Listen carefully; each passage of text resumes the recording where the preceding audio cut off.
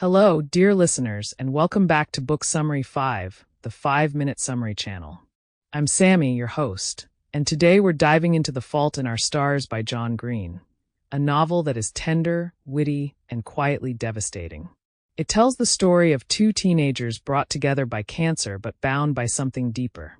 Their sharp humor, their love of literature, and their refusal to let their diagnoses define who they are. This is not just a love story, and it's not a cancer story either. It's a story about finding meaning in imperfection and love in the middle of pain. Let's dive in, so you'll feel like you've read it cover to cover.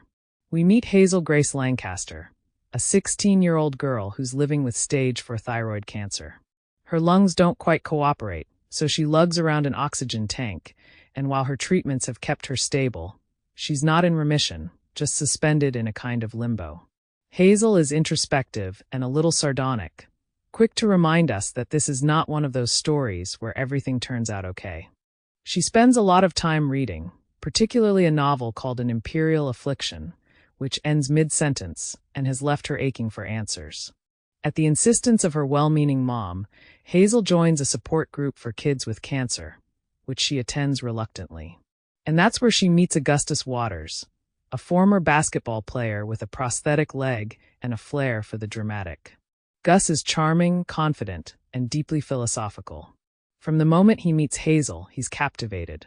What starts as a casual conversation quickly grows into something more, a connection forged in the space between tragedy and joy. Gus lends Hazel The Price of Dawn, a violent sci-fi novel that she teases him about, and she gives him An Imperial Affliction, which rocks him just as it did her. Their bond deepens over long conversations, text exchanges, and shared sarcasm. But it's not just about books.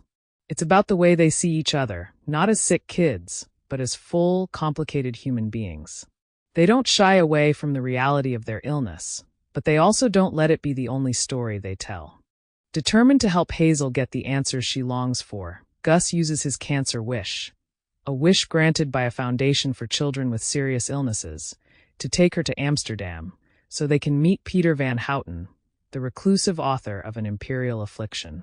The trip is filled with promise, romantic canals, shared kisses, and a beautiful moment at the Anne Frank house.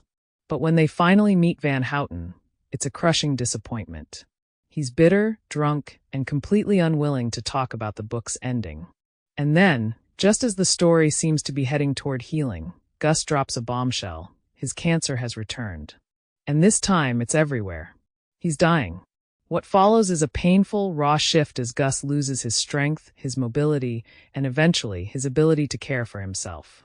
Hazel, devastated but fiercely loyal, stays by his side. Their love doesn't fade. It only becomes more honest, more urgent.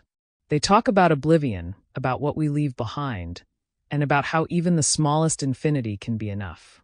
When Gus dies, Hazel is gutted. But she also finds something he left behind, a letter to Van Houten, written just before his death. In it, Gus asks the author to help Hazel understand that she was the real hero in his story, that loving her gave his life meaning, even if it was short. That final gesture, quiet and powerful, brings her a measure of peace.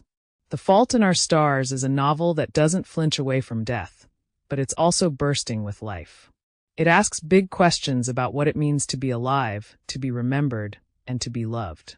It reminds us that some infinities are bigger than others, and even if a love story is brief, it can still be infinite in its own way. Thank you for tuning in to Book Summary 5, the 5-Minute Summary channel. If you found this summary of The Fault in Our Stars meaningful, please subscribe, like, and share it with your friends. Until next time, happy reading, and remember, you don't get to choose if you get hurt in this world, but you do have some say in who hurts you.